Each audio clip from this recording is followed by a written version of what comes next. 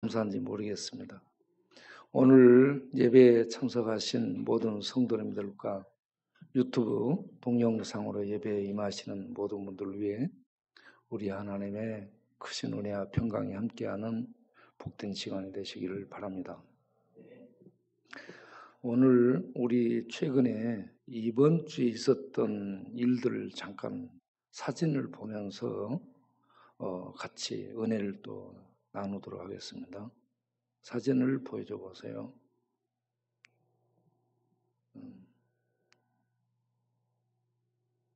사진 보내줬는데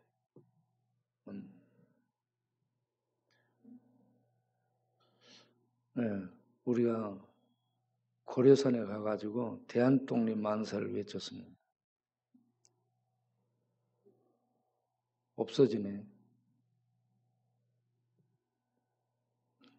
이거는 자기 오르기인데 이 기어서라도 가자라고 이렇게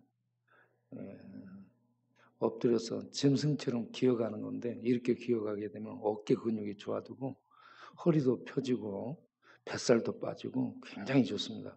자기 몸이 좀 무겁거나 뱃살이 나왔다고 생각되는 분들은 여기에 참석해서 같이 이렇게 기면서 산에 오를 수 있도록 해주시길 바라요. 또 넘겨보겠습니다. 은혜스럽죠?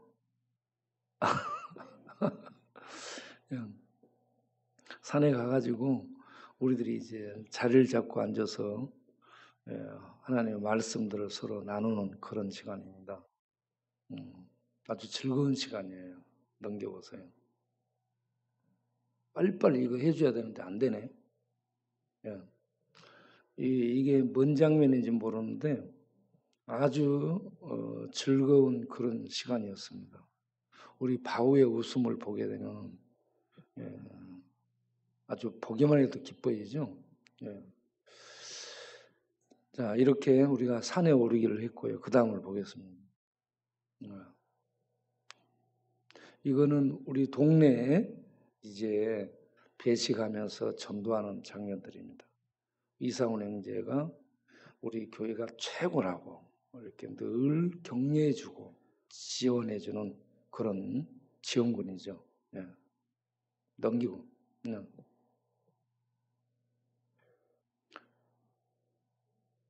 아니고 이거는 동네 신방하는 거고 사진이 내가 보내준 대로 착착 나오기를 바랬는데 그게 안 되는구만.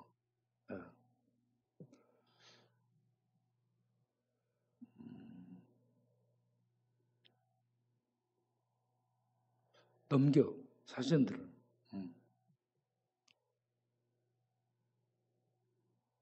이거는 신방하는 거죠. 신방. 우리 어제 청년들이 와가지고 동네 신방하는 것들입니다. 빨리 넘기시길 착 넘겨주라고. 너무 오래 있는 거야. 이것도 거리 이제 전도하고 신방하는 거예요. 넘겨줘.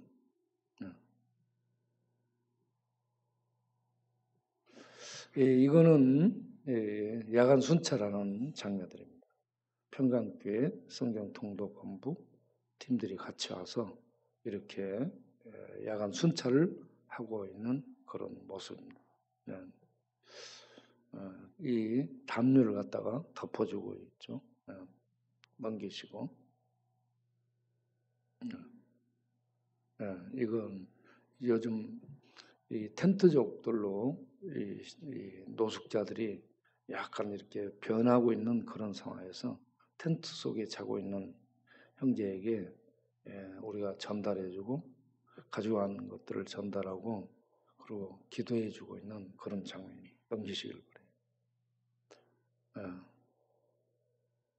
이게 쪽방 신방 계속 하는 거죠. 자,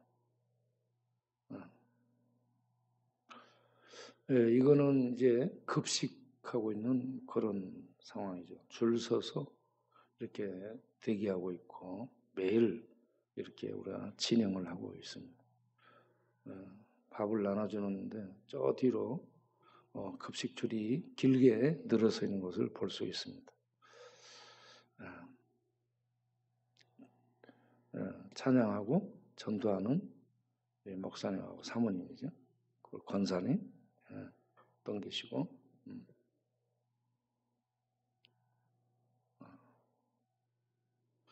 이 형제는 우호구 형제, 최근에 돌아가신 분입니다. 저렇게 침을 놔주고 그렇게 하면서 기도해주고 했는데 이 형제가 지난주인가 돌아가셔서 우리가 장례를 치르고 왔죠. 다 넘기시고. 우호구 형제 넘기시고.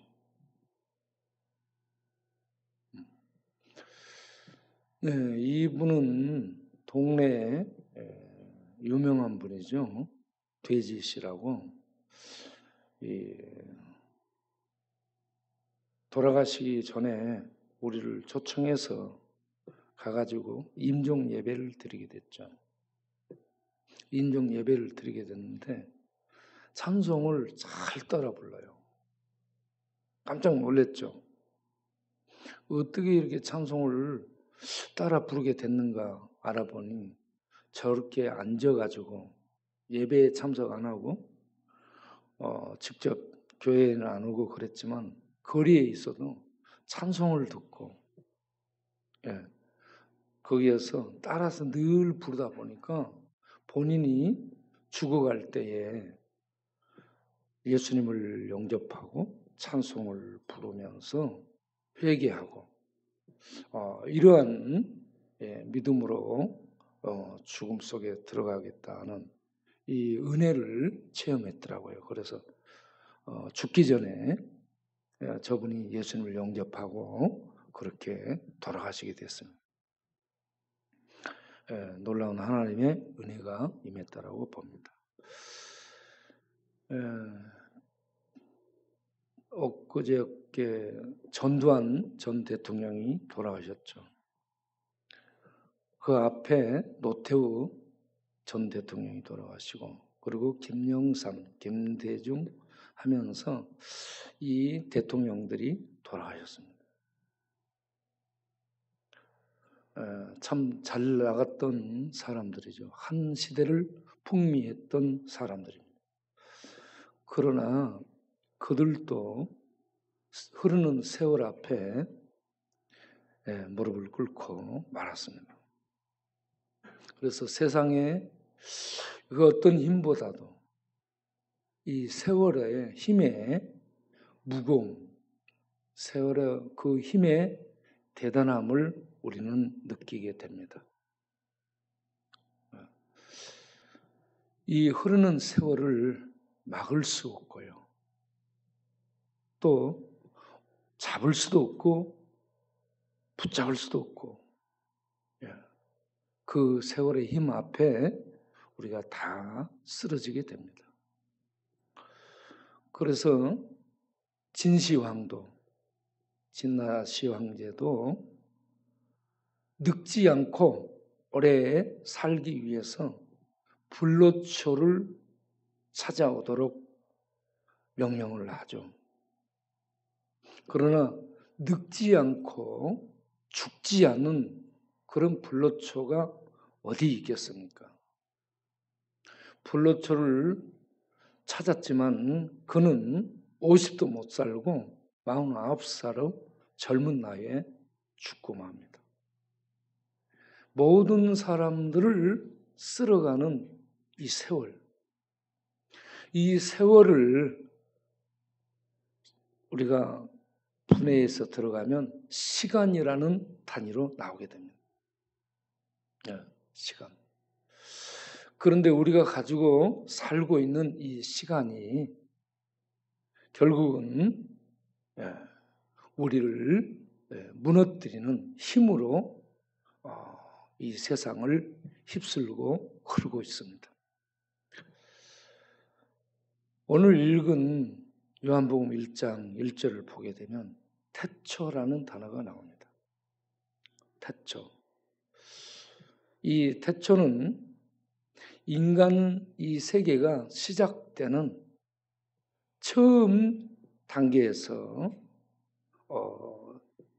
인간의 시간을 출발하는 첫 시간을 태초라고 말하는 겁니다.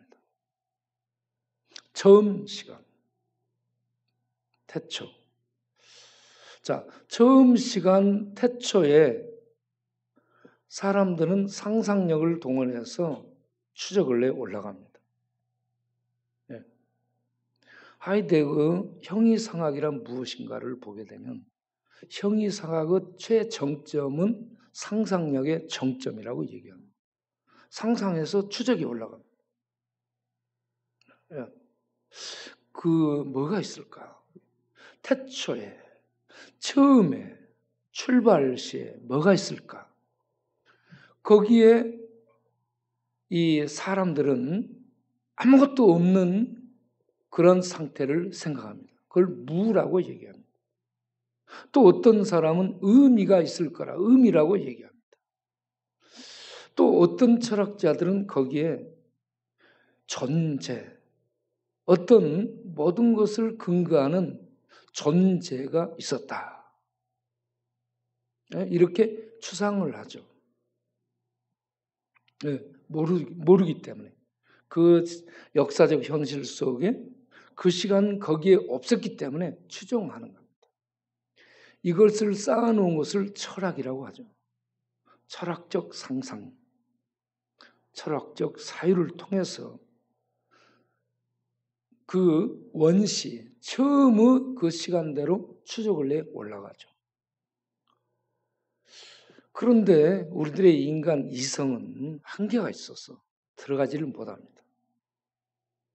그 너머를 들어갈 수 없습니다. 그 너머는 신의 절대 영역이죠. 그래서 절대적인 지존자, 자존자, 절대적인 실존이신 그 신이 닫혀있는 인간 세계 속에 자기를 계시해 주면서 알려주면서 인간 역사 속에 들어오지 않으면 우리 인간은 한계를 갖고 있는 유한한 존재이기 때문에 그 세계를 넘나볼 수 없고 들어갈 수 없고 알 수 없습니다. 네.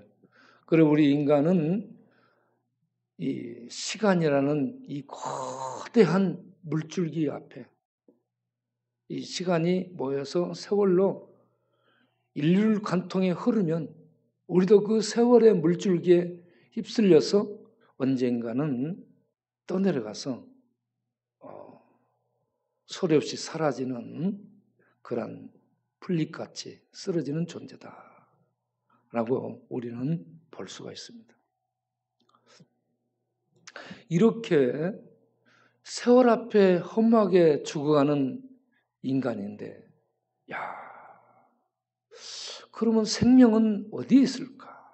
죽음을 극복하고 죽음을 이겨서고 죽음을 넘어서는 생명은 어디에 있을까? 이 생명을 추구하는 이 사유, 상상, 이런 것은 철학자들의 몫이 아니고요. 모든 인간의 몫입니다. 모든 인간은 생명을 추구합니다. 전도서 3장 12절에 영원을 사모하는 마음을 주었다. 이 시간에 제약받는 우리는 시간을 넘어선 영원, 생명을 바라고 사모하는 마음을 갖게 하셨다는 얘기입니다. 그런데 이 생명, 제가 언젠가 이렇게 보니까 비타민 D가 많이 부족해가지고 병원에 가서 비타민 D 주사를 맞은 적이 있습니다. 비타민 D는 햇빛을 쬐면 금방 우리 안에 충전되는 그러한 성분이죠. 그런데 운동을 부지런히 했는데 밤에 주로 하고 햇빛을 보지 않고 운동해서 비타민 D가 합성이 안 된 거예요.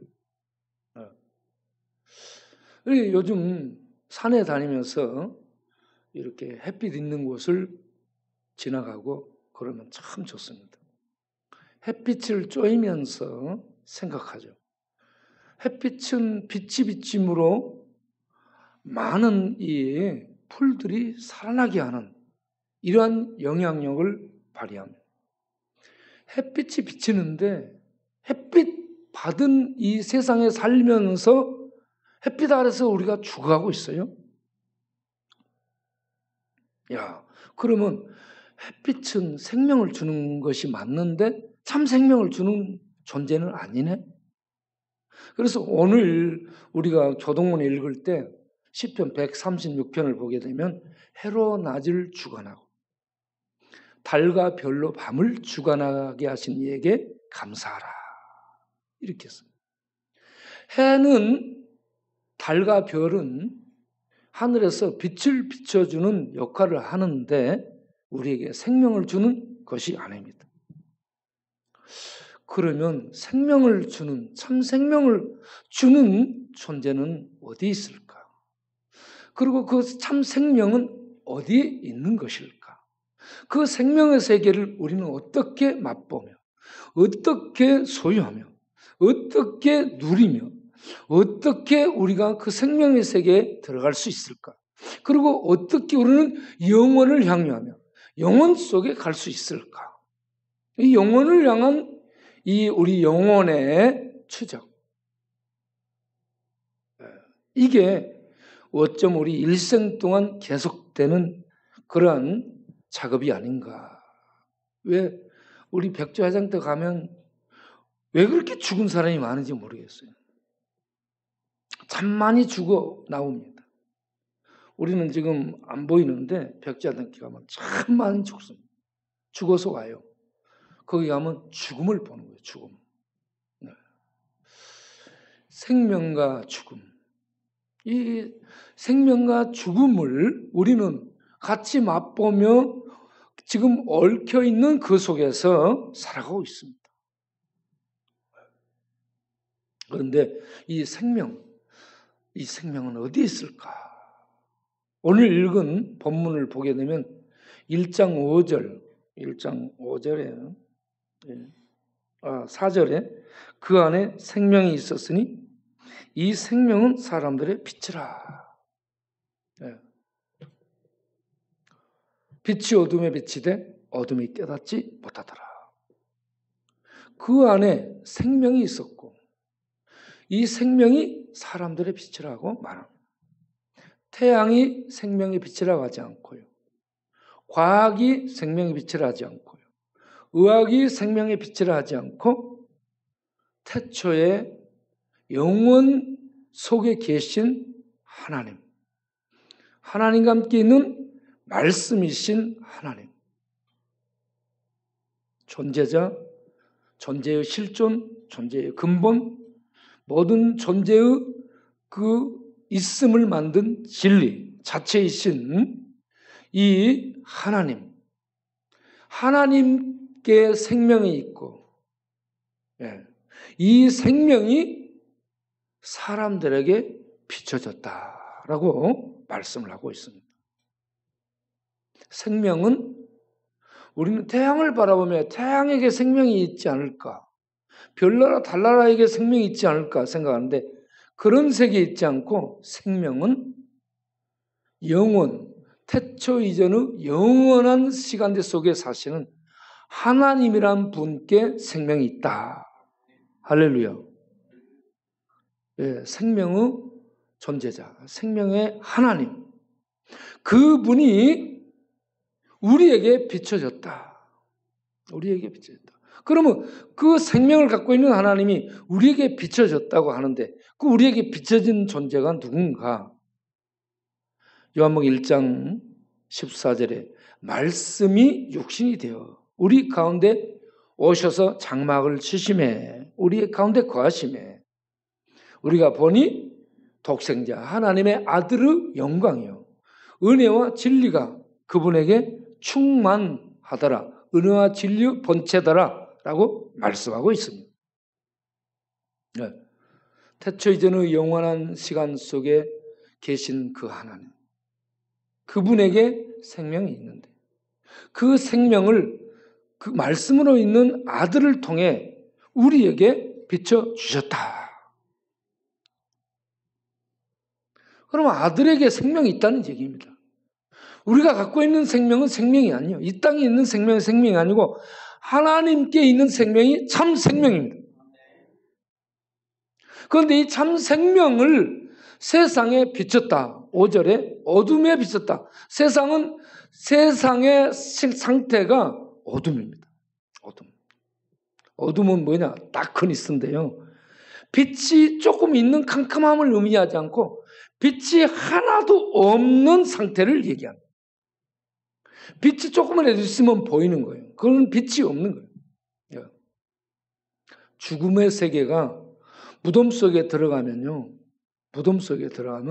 빛이 하나도 없는 죽음이고요. 캄캄합니다.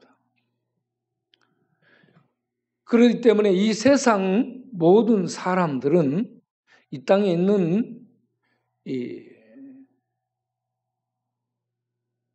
인간, 이 피조물들, 이 피조된 인간들은 생명을 갖고 살고 있는 것 같은데 사실은 죽어 있습니다.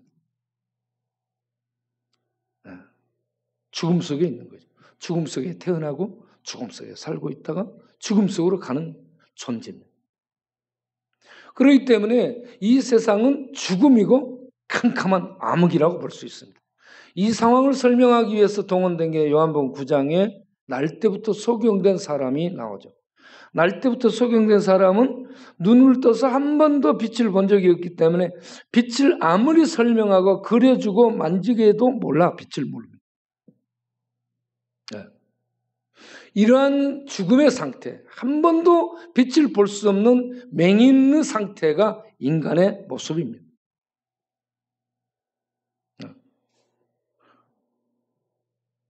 그런데 이런 인간에게 하나님의 생명의 빛이 비춰졌다.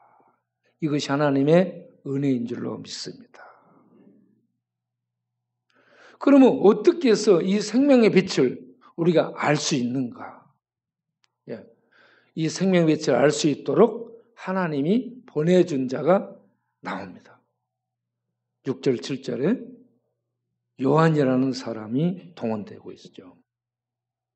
요한이라는 사람은 빛이 아니에요. 빛에 대해서 증거하는 자라고 얘기합니다. 생명의 빛을 비추시는 하나님은 어떻게 이 생명의 빛이 사람들에게 비춰지도록 역사하냐면 증거자들을 통해서 이 빛이 전해지도록 이러한 방법을 사용하고 있다는 얘기입니다. 그래서 이 생명의 빛을 증거하는 증거자 요한이 등장합니다. 그는 이 빛이 아니고 이 빛을 전하는 증거자다. 그래서 하나님이 세상에 생명을 주시는데 정말 미련한 방법, 전도라는 미련한 방법을 통해서 이 생명을 세상에 비추는 일을 하십니다. 그러니 전도가 얼마나 중요합니까? 하나님이 직접 비추지 않고요.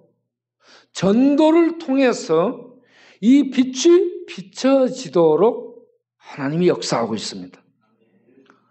사람을 쓰는 겁니다. 하나님의 백성을 쓰는 겁니다. 하나님의 교회를 쓰는 겁니다.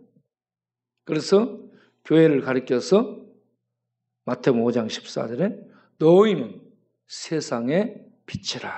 할렐루야. 네. 어떤 가로등을 빛이라 하지 않아요. 성도 교회가 빛이라고 말합니다. 여러분 속에 빛이 있어요, 없어요, 지금? 등불이 비추지, 여러분이 비춰요? 등불이 비춰요. 그런데 등불은 빛이라고 하지 않고 빛도 없는 성도를 빛이라고 합니다.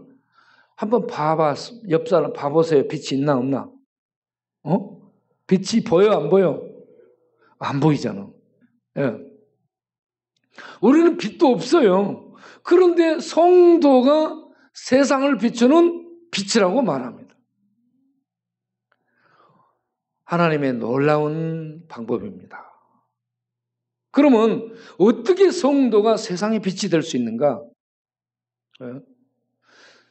성령을 통해서 예수가 하나님의 생명임을 우리에게 비춰서 알게 해주시고 예수가 하나님의 생명임을 알고 믿는 자 안에 하나님의 생명이 들어오게 되는 겁니다. 예수를 영접하면 하나님의 생명이 우리 안에 들어오게 되는 겁니다. 그래서 우리 안에 보이지는 않지만 하늘의 생명이, 하나님의 참 생명이 예수를 통해 예수 믿는 자들에게 임하게 되는 거예요. 들어오게 되는 겁니다. 그러면 똑같이 사는데 예수 믿는 자 안에는 하늘 생명이 역사하고 빛이 비춰지고 있고, 그렇지 못한 사람들은 캄캄한 암흑 속에 있다라는 얘기입니다.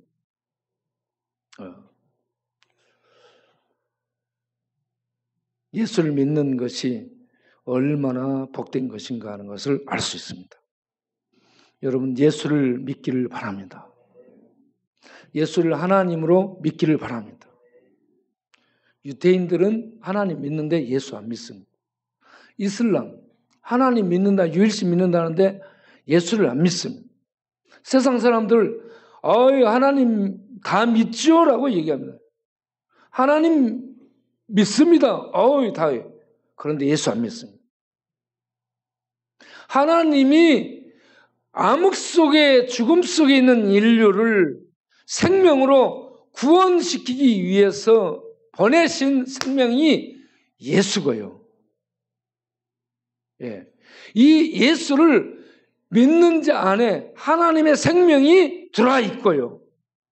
그들이 세상을 비추는 하나님의 등불 역할을 하게 되고, 그들을 통해서 하나님이 일을 하신다 하는 말씀입니다. 그렇기 때문에 예수 믿는 자는 얼마나 큰 축복을 받은 자인가. 하늘의 생명을 얻었으니, 참 생명을 얻었으니 예수 믿는 자야말로 참으로 복된 자이고, 그리고 예수 믿는 자는 세상에 있는 하나님의 빛의 역할을 감당하니 얼마나 귀한 이 직분을 가졌는가 하는 것을 알 수가 있습니다.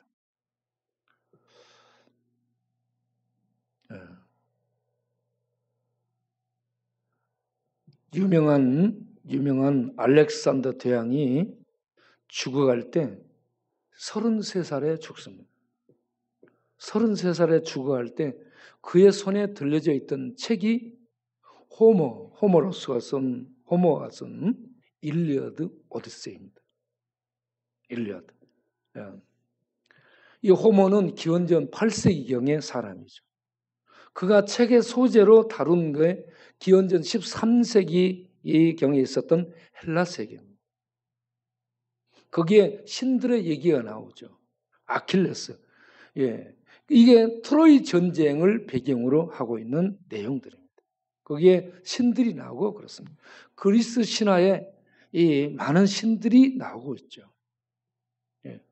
그게 하늘 신으로 표현되고 있는 존재가 제우스입니다. 제우스의 아들이 아폴로입니다. 아폴로는 로마식이죠. 헬라어로는 아폴론이라고 발음합니다. 이렇게 많은 신들이 있어요. 이렇게. 소크라테스가 주전 5세기의 사람이에요. 주전 469년에 태어나서 399년에 죽습니다. 70세로 죽습니다.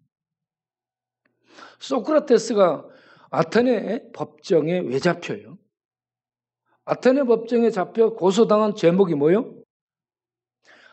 이 그리스는 아폴로 신을 믿는데 소크라테스가 다른 신을 전파했다라는 것이 제목입니다. 다른 신을 전해서 그게 법정에 잡혀가는 죄가 되고 사형을 받게 되는 거예요. 다른 신을 전했다는 겁니다. 그때 소크라테스가 있던 시대에 하나님 이 성경이 없어요. 그래서 그들은 그리스 많은 신화 속의 신들을 믿는 거예요. 정확한 진리가 없는 상태예요. 그런데 국가적으로 아폴로 신을 믿는데 다른 정령 신을 전했다. 그래서 젊은이들을 다르게 호도했는데 이걸 젊은이를 타락한 것으로 표현합니다. 법정에서. 젊은이를 다른 신을 믿게 타락한 이게 제목이 돼서 사형을 언도받습니다. 죽으러 가요. 예? 소크라테스. 이렇게 신을 몰라. 그래서 신화 얘기가 무성해. 예? 신화 속에는 이 신들이 소멸되고 죽고 그렇습니다. 예? 트로이 전쟁에 헥토르 왕자가 죽죠. 그거는 이 사람의 아들이고요.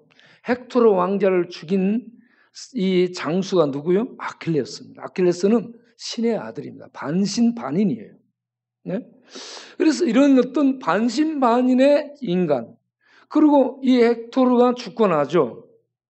왜 아킬레스가 헥토르를 안 돌려줄 때에 하늘 제우스와 그 신들의 회의가 열립니다. 그래가지고 이 무지개 신 아리스를 보내가지고요, 이 설득을 시켜요. 아킬레스 엄마가 여신이에요, 여신. 엄마를 설득해. 그래서 이 아킬레스에게 죽인 헥토르를 돌려달라. 아버지에게 돌려달라. 그렇게 설득을 시켜. 그렇게 해서 설득당해서 이제 아들을 돌려주게 되는 거죠. 여기에 보면 이 전부 이 신화 속의 신들의 얘기가 무성해요. 그런데 우리는 진리의 성경을 받았습니다. 할렐루야. 세상은요, 암흑 속에서 더듬고 헤매고, 이 사람이 어떤 지혜로운 말을 하면 막 그를 추정하고 그러는데, 그럴 필요 없습니다. 성경을 통해서 우리는 하늘의 하나님의 계시를 우리가 볼 수 있고, 이 계시를 통해 신의 세계, 인간이 들어갈 수 없는, 이성으로 들어갈 수 없는 신의 세계를 들어가서 하나님과 함께 교제하게 되고, 하나님의 생명을 보게 되고, 생명의 실체를 만질 수 있고, 그 생명을 우리들이 예수 믿어 소유하게 되고, 생명을 이 땅에서부터 살게 되는 이런 축복을 얻게 되었으니, 저는 소크라테스, 플라톤, 아리스토텔레스보다 여러분 훨씬 위대한 사람임을 믿으시기 바랍니다. 요한일서 1장 1절 3절을 보겠습니다. 요한일서 1장 1절 3절을 보게 되면 사도 요한이, 요한복음을 쓴 사도 요한이 요한일서를 썼습니다. 자, 똑같이 얘기하면 태초부터 있는 생명의 말씀에 대해서 설명합니다. 그 생명의 말씀은 우리가 들었다, 우리가 눈으로 봤다, 우리의 손으로 만졌다, 들었다, 봤다, 만졌다. 생명의 실체를, 할렐루야. 하나님께 있는 생명의 그 본 실체를 누가 만져보고 누가 들여다보고 누가 소유할 수 있어요? 없어요. 그런데 하나님은 예수를 통해 그 생명을 보여주셨어요. 제자들은 그걸 봤어요, 들었어요, 만졌습니다, 소유했습니다. 놀라운 축복을 받은 겁니다. 그 다음 2절을 보면 이 생명이 나타내게 되었다. 이 땅에 이 영원한 생명을 우리가 보았고 증거해서 너희에게 전한 이유는 아버지와 함께 계시다가 우리에게 나타나신 바 된 이 하나님과 교제하기 위함이다. 그 3절, 우리가 보고 들은 바를 너희에게 전하는 목적은 너희로 우리와 사귐이 있도록, 함께 성도가 돼서 사귐이 있도록 하기 위해서 우리가 전하는 것이다. 함께 우리와 사귄다, 함께 믿음의 백성들이 되도록 하기 위해서 전하는 것이다. 예. 생명의 말씀을 만져본 사람, 아프리카 초원을 가서 어디에 참 생명의 원초적 생명을 볼 수 있을까? 제가 이번에 그 딥스 챌린저라는 이 영화를, 영화가 아닌 다큐를 잠깐 봤는데, 이 가장 우리 지금 세계에서 가장 깊은 바다가 11,000m 정도 되는 바다죠. 수심. 거기에 이 양반이 500억 정도 장비를 만들어 가지고요. 들어가서 실제로 맨 밑바닥에 닿습니다. 맨 밑바닥에 닿아가지고 그걸 봤어요. 생명의 원초적 모습을. 태고 이전은 생명의 모습을 만져보고 들여다보고 싶어서 내려갔습니다. 거기에 이렇게 보니까 탁 닿는데 뻘 있죠. 뻘이 막 물속에서 일어나. 네. 이 뻘 가루들이요. 손상. 뻘 가루가 그렇게 바닥에 쫙 깔려서 깊이 들어갔는데. 달 표면에 가면 어때요? 달 표면에 달 속에 뭐가 있을까? 생명체가 있을까? 생명의 어떤 벌레 모습을 볼 수 있을까? 달 표면에 가봤어? 네? 그런데 거기서 생명이 안 보이잖아. 보이지 않는, 볼 수 없는, 우리 힘으로는 다다를 수 없는 원초적인 참 생명의 본 모습을 하나님이 아들을 통해 우리에게 계시했고, 그 아들을 같이 있던 시대의 사람들이 만져봤고, 예? 그 생명의 실체를 소유했어요. 그리고 우리에게 전해서 오늘 우리도 그 예수를 믿으면 동일하게, 그들과 동일하게 생명 안에 들어와 함께 하나님의 백성된 그 복을 누리도록 하는 이 은혜를 전하기 위해서 이 요한이 이 복음서와 요한일서를 썼다. 그리고 또 계시록을 가서 보게 되면 계시록 22장 맨 마지막을 보겠습니다. 계시록 22장을 보게 되면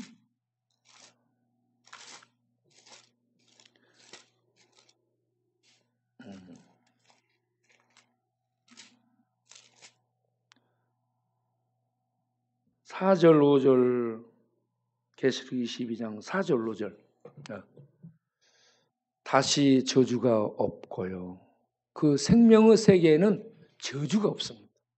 저주는 죄와 죽음과 악을 얘기하는데 이런 저주가 없어요. 그 생명의 참세계에.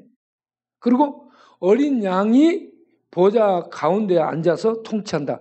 하나님의 아들 예수께서 통치하시는 세상이 되는 거예요. 그 다음에 우리가 그의 얼굴을 지금 볼 수 없죠. 그런데 우리의 왕 예수님의 얼굴을 보게 됩니다. 죄인들은 못 보죠.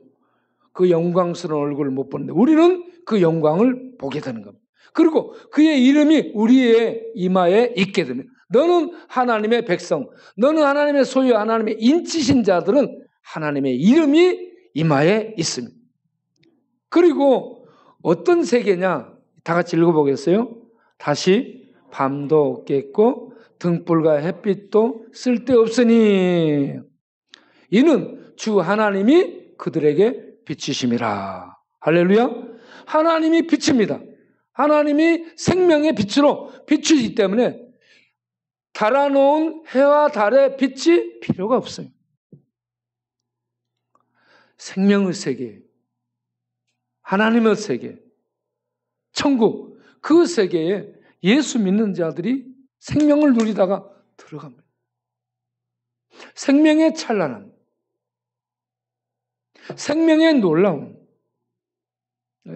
생명의 충만함, 그 생명의 완전함, 그 생명의 부요함 속에 들어가서요, 생명을 맛보게 되면 저는 예수님을 몇 번 만났는데 예수님이 안아주는 그 안아줌 속에서 천국을 잠깐 맛보는 거죠. 그러면 그 사랑과 그 평강 속에서요, 이 생명의 세계가 이런 것이구나 하고 알 수가 있습니다. 맛을 봐야 맛을 안다고 샘표간장 선전됐잖아요. 생명을 맛보지 못하면요, 그게 뭐지? 보고도 모르는 암흑 속에 있는 겁니다. 우리가 예수님을 통해 전해주는 이 생명의 진리를 전달자, 증거자들을 통해 역사하는 성령의 도우심으로 믿어서 생명을 얻고 생명을 살다가 생명의 세계에 들어가서 주와 함께 생명의 세계에서 영원토록 사는 복된 자들 되시기를 바랍니다. 기도하겠습니다.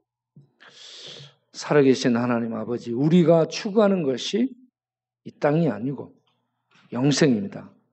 참 생명, 좀 오래 사는 영혼이 아닌 영원한 참 생명의 세계, 저주가 없는, 죄가 없는, 죽음이 없는, 해가 없는 참 생명의 세계에 들어가 주와 함께 주의 생명에 참여해서 영원히 사는 것을 우리는 추구합니다. 이 놀라운 이 생명을 예수를 통해 우리에게 주셨고, 이 예수를 믿는 자들이 소유하고 그 생명을 살며 전하며 살게 하시니 감사합니다. 주여, 여기 있는 자들이 다 예수 믿어 생명을 얻도록 역사해 주시고, 바깥에 천막에 있는 자들이 다 예수 믿어 생명을 얻게 하시고, 바깥에 밥 먹게 줄 서 기다리는 자들이 밥만 먹고 가는 것이 아니라 예수 믿어 이 생명을 얻는 하늘의 참 생명을 소유하는 자들이 되도록 주여 은혜를 베풀어 주옵소서. 우리가 이 지역에서 구제하고 나누고 베풀고 신방하고 전도하고 하는 이런 모든 활동을 통해서 하늘의 참 생명, 예수 생명을 얻는 자들이 다 되도록 역사하여 주옵소서. 우리가 이 일을 담대히 행할 수 있도록 성령 충만하게 하시고 건강하게 하시고 사랑과 은혜가 충만하게 하여 주옵소서. 예수님의 이름으로 기도하옵나이다. 아멘.